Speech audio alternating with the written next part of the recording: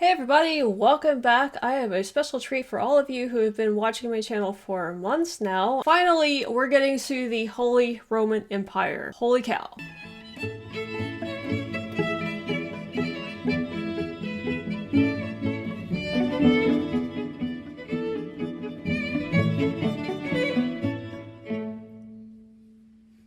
Okay, as usual, I have Roger here.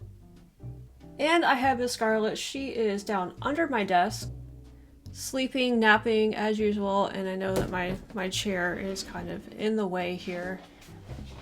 Oh. So basically, I released a video a couple of days ago on history of the entire world, I guess. And in the comments of that video, because I do read through your comments, I ran across this one. This one is from Fritos 3, I don't know, and Marvel Fun number 1.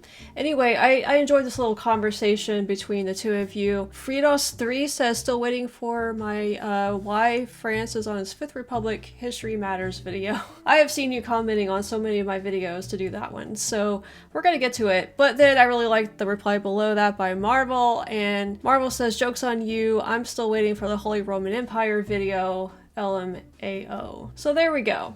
I do want to do both of them, but because you guys have been asking me to do the Holy Roman Empire, and I keep doing videos where they bring it up, and I'm like, man, I gotta do that video. I've been promising to do it for months and months now, and so I'm finally just decided to do it today because I'm kind of tired of not really knowing a whole lot about it every time it comes up in a video, and I know you guys are tired of me not doing it. That's what we're doing today. Now, because I have done a lot of videos that mention it in the past, a lot of you have left comments about it, and basically said that it was neither holy nor an empire. It was a big mess. It was basically just a big conglomeration of countries. It was a precursor to Germany. So that's all I know about it. I'm sure this video is going to enlighten me and maybe hopefully enlighten some of you as well about just what the heck the freaking Holy Roman Empire was. And honestly, I'd never heard of it before, not even in school or anything, until I started doing all of my videos on history and stuff. This is one of those mysteries of history for me. I just want to say before we get started too, there were several videos on YouTube about the Holy Roman Empire. The first one that popped up was by Armchair Historian, and I think that's the one that a lot of you guys have asked me to watch in the past, so hopefully it's okay, hopefully it's the right one. I don't know, but okay, here we go. 8th century Europe. After decades of relative stability, a new threat has appeared on the horizon. The Umayyad Caliphate, a Muslim dynasty whose territory stretches from Morocco to Central Asia. The Umayyad armies pour across the Straits of Gibraltar and easily wrestle control of the Iberian Peninsula from the Visigoths, leaving the Muslim Empire poised to conquer all of Europe. But ready to resist are the Franks, distant cousins to the Visigoths who had taken the former Gallic regions of the Roman Empire. In 732, Frankish forces under the command of Charles Martel prepare to meet the Umayyads at the Battle of Tours. The Franks hope to deliver a stunning defeat to the invaders, blocking an Umayyad conquest of Europe, and opening the continent for Frankish rule. Heard of the Franks, but I don't Hi, know who I'm they Griffin are. Johnson, the Armchair Historian. The fall of the Western Roman Empire was one of the most influential events in European history. Okay, so I'm a little hung up on the Franks because I've heard of them a lot in history, but I don't know exactly who they are. He said that they were distant relatives of the Visigoths. Who are the Visigoths? So it's like, I have to kind of like understand a little bit of the past, I think, to really understand what he was saying there. So if you guys can explain to me in the comments who were the Visigoths, and if you can expand upon who were the Franks, I would appreciate it. But what I got from that basically was that there was a Muslim caliphate that was rising up, and they were trying to conquer Europe, and the Visigoths or the Franks in Europe were trying to prevent that. So that's what I got out of that. Innumerable kings, princes, and minor states rushed to fill the power vacuum left in the empire's rubble. By the 8th century AD, Europe was mostly controlled by the various Gothic kingdoms who had dealt Rome its death blow. Remarkably adaptable, the Goths settled into their new lands as nobles and administrators, even taking up their own brand of Christianity, Arianism. Today, we will be discussing how these Germanic kings would go on to form the Holy Roman Empire, and how those who had once torn down the Roman Colossus would become their successors. Charles Martel's dramatic and unlikely victory at Tours dashed all hopes the Umayyads had of moving beyond Iberia. It also marked the beginning of the Carolingian dynasty, with Martel's son Pepin the Short becoming the King of the Franks in 751. Despite his diminutive moniker, Pepin was a wise ruler who cultivated a strong relationship with the church, greatly expanding the power and influence of the papacy by granting Pope Stephen II control over a number of Italian cities that Pepin had conquered from the Lombards. Thus were born the Papal States. However, it would not be until the reign Okay, he's referencing a ton of history that I have no clue about, so I feel like I would need to know all of this, like the Roman Empire, downfall of Roman Empire, to understand like where we are right now. So while I watch this, I am going to be just watching for the generalities. I'm not going to I'm listening to what he says about the details, but I don't know enough about what he's referencing to truly understand it. So what I'm going to try to get out of this video is just the generalities of the Holy Roman Empire. And if you guys want to explain some of these details down in the comments, then go for it. You know, I do read through them, so that would be helpful, I'm sure. But okay, I just letting you know, kind of where I am with this personally. There's a lot of history here that I don't know what he's talking about, and I need to go back and learn it. Reign of Pepin's own sons, we go back here. States. However, it would not be until the reign of Pepin's own sons, Charlemagne and Carloman, that the possibility of building a true empire to rival Rome presented itself. Despite splitting the kingdom equally between Charlemagne and Carloman in accordance with the Frankish inheritance law, the two brothers began plotting against each other. With lawsuits not having been invented yet, the two brothers prepared for the next best thing: civil war. But conflict was averted when Carloman died in glory, armor covered in the gore of an acute nosebleed. With his only true rival dead, the energetic and capable Charlemagne was now king of all Francia, and the reunited kingdom soon became the most powerful nation in Europe. Are the Franks the precursors to France? Because that's what I've always wondered. I may have asked you that in the beginning. I'm not sure. I don't remember what I've asked so far. But whenever I've heard Franks, I've always thought that they were maybe like the precursors to the French. Well, it's taken over the whole, I was going to say, it's in the region of France. It's actually in the region of all of Europe, honestly, so I don't know. It was a power that would soon be tested. In 795, the consecration of Pope Leo III sent shockwaves through the Catholic world. Leo was a commoner with no political allies or influence, and the election of a low-class pontiff was unheard of.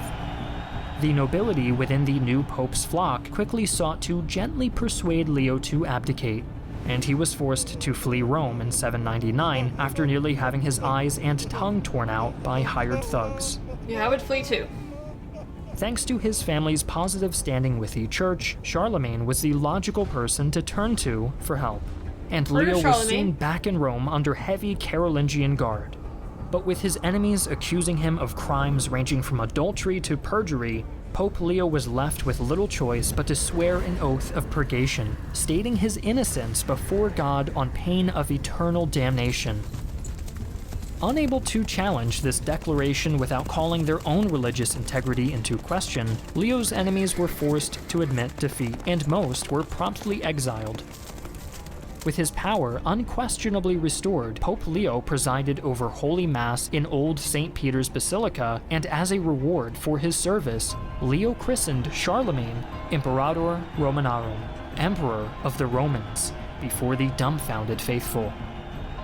To say this was a controversial move would be an understatement.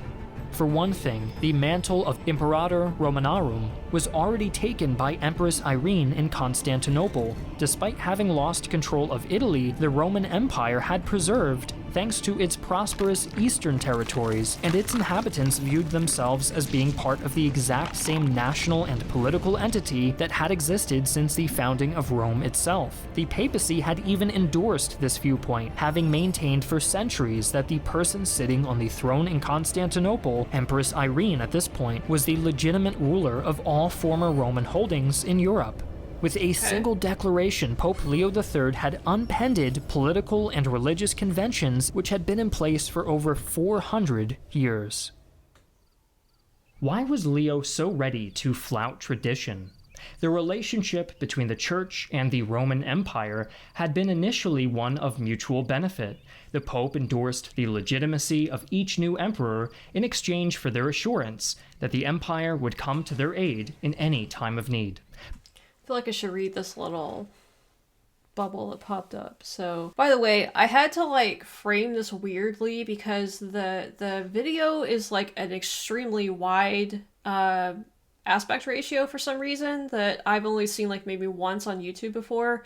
I don't know why it's like that, but I couldn't really like fit it into the frame here, so I'm just kind of like, it's kind of centered and the very edges are cut off a little bit, but I think it's okay. Like, we'll be able to see, you know, what we need to see in the video, I think. But, so Christianity was no less divided during this time period than it is today, with the church in Rome representing a set of traditions and beliefs that had slowly drifted apart away from those practiced by the church in Constantinople.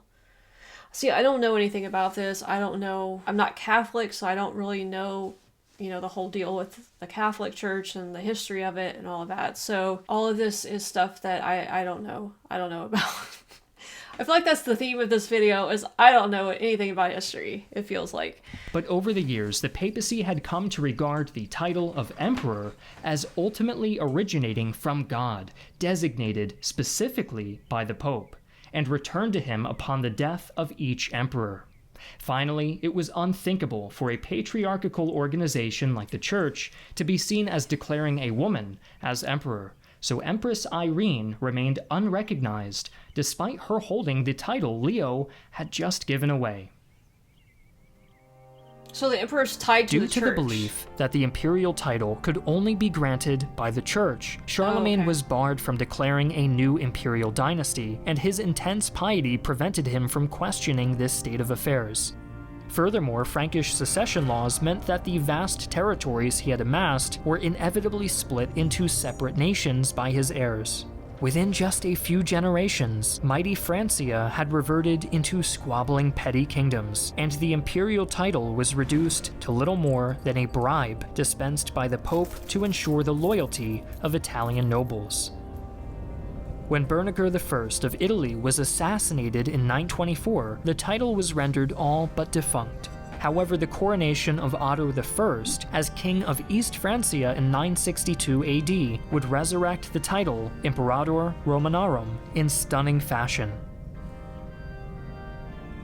By this point in history, East Francia's culture and politics were distinct from its western neighbor, causing many to refer to it as the Kingdom of Germany. The early days of Otto's reign were marked by endemic political intrigue. The impractical Frankish inheritance laws responsible for tearing the Carolingian Empire apart had long since been discarded in favor of an elective monarchy, with the electoral vote being carried out by the most powerful dukes of the realm.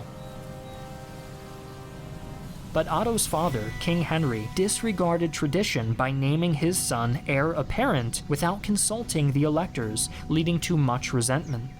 The situation came to a head in 937 when civil war broke out between Otto and his nobles, who promptly sought aid from West Francia. In the bloody... Guys, this is super complicated. I don't know how much I'm going to remember of all of this. This is very detailed. Again, I'm just going for the general picture of how all of this happened. Okay, so this little bubble here says, the war began when Otto refused to give land to his older illegitimate half-brother, Thankmar, who was able to rally support from the disgruntled German nobility to start a full-scale insurrection. Okay, so we see like the starts of France and Germany here. Okay, so basically, to sum it up from what I understand so far, the eastern half of the Roman Empire was still in existence at this point, also called the Byzantine Empire. There was a lady that was like officially the ruler according to tradition, but the church didn't recognize her because she was female. So they recognized, I forgot is it Charlemagne or Leo? Was it Leo? That was in the Frank territory, but like the heirs got all the territory split up between them, and so one's called Francia, which I'm assuming became France, and then we have the Germania, was it?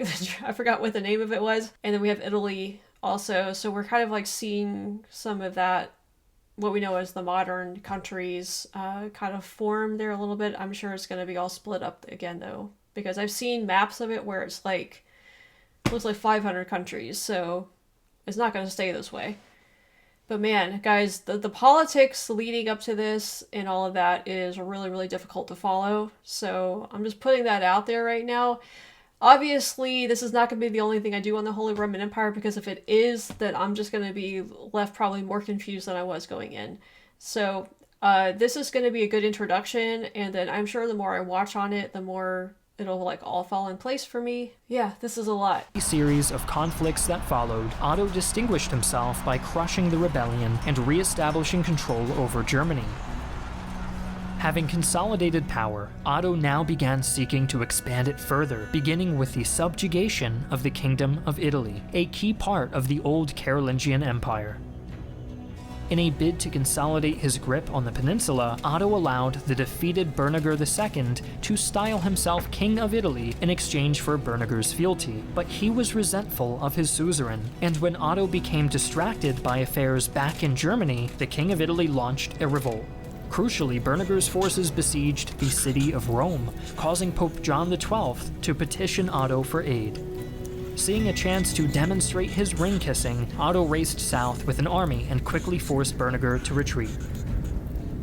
Upon entering Rome, Otto met with the Pope and swore a solemn oath to defend the Church against all adversaries. Having secured a powerful and influential protector once more, the Pope was more than happy to dust off the imperial title and declare Otto Emperor of the Romans. Byzantines be damned. Unfortunately for John XII, Otto was no Charlemagne. He was contemptuous of Pope John's alleged depravity and worldliness, and... Okay, sorry guys, I want to read these little things that keep popping up, so I'll back it up here in a sec. But, okay, Otto had little respect for the authority of the church, and regularly appointed his own bishops to German churches, eventually establishing the imperial church system. While this stored up Otto's control of the kingdom, it irritated the papacy. I guess Otto was a common German name, because we have Otto here, we have Otto von Bismarck. I don't think that has to do anything to do with the Ottoman Empire either, because that's like where my brain goes first, is the Ottoman Empire. But I think I've had a lot of people, some of you in the comments say, no, it has nothing to do with the Ottoman Empire, so I think it's just a German name, from what I gather, kind of. Chastised the back it up. Contemptuous of Pope John's alleged depravity and worldliness, and chastised the Pope for his lack of piety. Incensed at this ridicule from a mere earthly ruler, the pontiff began plotting against Otto from the moment he left Rome. But the new emperor was no fool and discovered the papal plan within a year. For his treachery, John XII was ignominiously deposed, and a new pope was elected in his place. This set an important precedent, demonstrating that any sufficiently powerful emperor could easily defy the papacy and get away with it. This is so complicated. Otto secured imperial power by having his son, Otto II, crowned his co-emperor by Pope John XIII in 967. It just gets this more and more skillful political complicated by the maneuvering minute. cemented the creation of a new imperial dynasty, which would reign until 1024. Okay. What year are we in now, Although though? Otto's actions secured a lasting claim to the title of Roman Emperor, his Roman Empire was not yet holy. His behavior also created a lasting animosity between the new emperors and the papacy, with both claiming to be the main inheritors of the church's divine mandate and the legacy. Okay, hang on. So the Roman Empire here, is this still referencing the Eastern Roman Empire? Because I know the Western Roman Empire like basically fell in like 400 something AD, right? So the only thing left of it is in the East. And I'm assuming that this is all referencing the Eastern Roman Empire, which is still going, I guess. I'm not sure. Like, I don't know anything really about the Eastern Roman Empire, so I don't know when it kind of, like, declined and when it, went bye-bye. Oh my gosh. I feel like I need to know all of the history that came before this to really understand this. You guys warned me that this was going to be complicated, and you weren't kidding. Like, this is very complicated. Legacy of ancient Rome. Additionally, Otto's autocratic rulership alienated his nobility, and as the power of his dynasty slowly waned, they were able to take back control of the elective monarchy and extract numerous concessions from the new emperors. This complicated relationship casted a shadow over the rule of Frederick Barbarossa I, the man who would finally make the German lands a so-called Holy Roman Empire.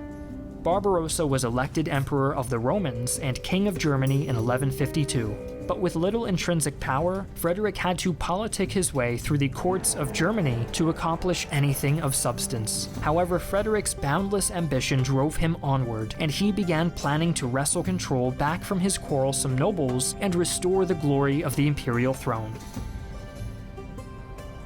His opportunity came just 1 year later, in 1153, when Pope Eugene III appealed to him for aid. This was a dark time for the papacy, with the abject failure of the Second Crusade having weakened their political sway in Italy to such an extent that the citizens of Rome had ejected the Pope from the city and were calling for the Church to renounce all of its worldly possessions. Okay, so like the Crusades is also something else that I don't really understand that, because I haven't really, I don't know, like, I feel like it is something that we covered in history, but I just didn't pay attention to it when I was a kid. So this was a time of significant hardship for the Catholic Church in general, with heretical sects such as the French Cathars becoming active during this time. These factors would eventually lead to the formal establishment of the medieval Inquisition. Oh my gosh, guys, this period in history, I feel like the Middle Ages is just like chaotic. Like everything is just like, like in my head right now. Sway in Italy to such an extent that the citizens of Rome had ejected the Pope from the city and were calling for the Church to renounce all of its worldly possessions. Not one to let a good crisis go to waste, Frederick signed the First Treaty of Constance with Pope Eugene, promising to restore the Pope's position in Rome in exchange for a grand and public coronation as emperor. This last point was critical, as up until now, Frederick was merely an emperor-elect and had yet to be crowned in a holy ceremony. His attempts to enforce the treaty faced innumerable setbacks. Before the year ended, Pope Eugene was dead, with Pope Adrian IV replacing him and nominally upholding the agreement. After a year-long campaign in the south of Italy, Frederick arrived in Rome in 1155, only to refuse to follow the ritual displays of subjugation to His Holiness demanded by tradition. The deeply offended Adrian refused to move forward with the coronation until he had been sufficiently honored. Frederick eventually gave in, but is quoted as muttering, "Pro Petro non Adriano," for St. Peter, not Adrian. The hasty coronation that followed was punctuated by yet another revolt, forcing Frederick to spend his first few hours as emperor re-establishing control over the streets of Rome. He was then informed that his kingdom was in disarray after his year-long absence, forcing him to retreat from Italy and leave Pope Adrian to broker a humiliating peace with his amused opponents. Ironically, this embarrassing affair would be the basis upon which Frederick established the true Holy Roman Empire.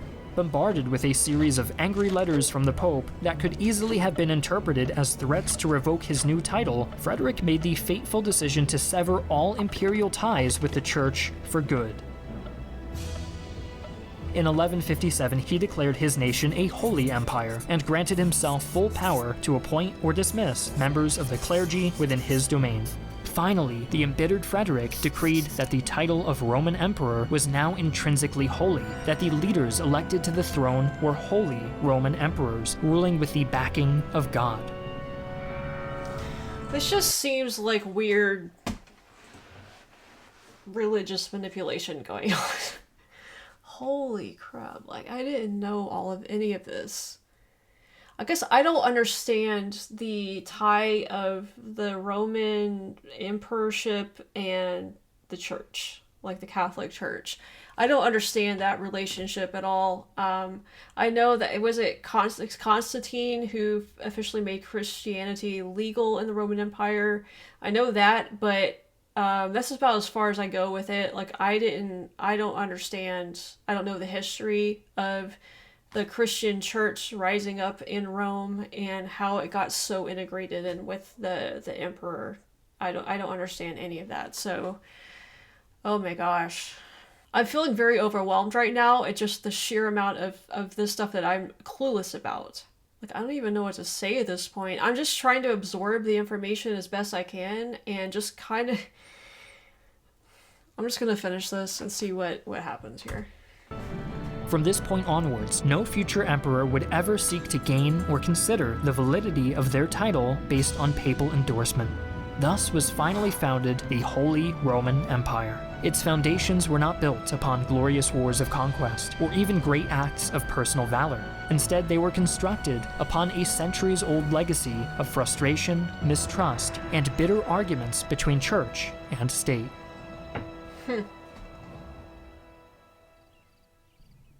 After centuries of petty rivalries, civil wars, and papal politics, the Holy Roman Empire was finally born, at least in concept. Despite standing until 1806, the HRE was more a set of kingdoms unified under a loose set of ideological principles than a homogeneous political entity backed by an absolutist state.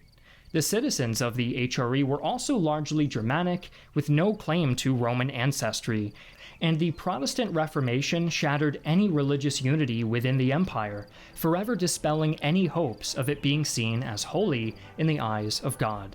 But this very lack of centralized identity allowed the HRE to endure centuries of internal upheaval and external conflict.